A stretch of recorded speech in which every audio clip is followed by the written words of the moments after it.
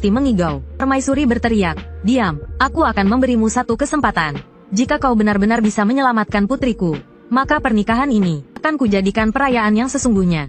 Tapi jika kau gagal, kau akan merasakan siksaan terberat di dunia ini." Setelah jarum perak dan anggur obat disiapkan, agar bisa fokus mengobati, Cutian meminta semua orang untuk keluar. Kini tak ada orang lain di ruangan itu. Cutian mengeluarkan jarum peraknya, dan mulai menggunakan teknik jarum pembalik maut. 1 jam kemudian, semua orang mulai mencemooh Cutian. Ibu Suri dan Murong Sue menyeringai, menunggu pertunjukan. Saat itu, Cutian membuka pintu. "Syukurlah, tugas telah selesai. Putri sudah sembuh." Tapi setelah memeriksa denyut nadi sang putri, tabib istana tidak menemukan perubahan.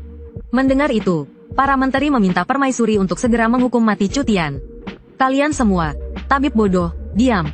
Cutian kemudian mendekati sang putri, dan mencabut jarum perak terakhir. Sang putri langsung memuntahkan cairan merah seperti jus tomat. Ini menandakan sang putri telah kembali hidup. Si sampah ini benar-benar menyelamatkan sang putri. Namun, racun di tubuh sang putri belum sepenuhnya hilang.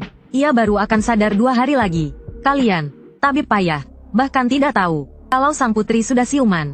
Apa gunanya kalian? Cutian dan sang putri telah menikah. Jadi, statusnya sebagai menantu kerajaan tidak akan berubah. Ia boleh tinggal di ibu kota bersama sang putri. Ibu Suri segera berterima kasih, dan meminta izin agar keponakannya, Murong Sue, tinggal di istana.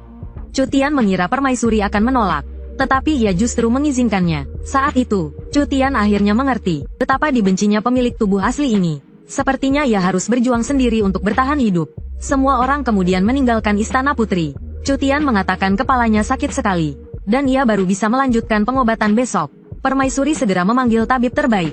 Penyakit sang putri masih harus diobati oleh Cutian. Setelah memeriksa Cutian, tabib itu berkata bahwa Cutian mengalami kekurangan energi vital, dan hidupnya tak lama lagi. Untuk bertahan hidup, hanya ahli spiritual yang bisa membantunya. Dengan menyalurkan energi spiritual untuk memperpanjang umurnya, mungkin ia bisa hidup lebih lama.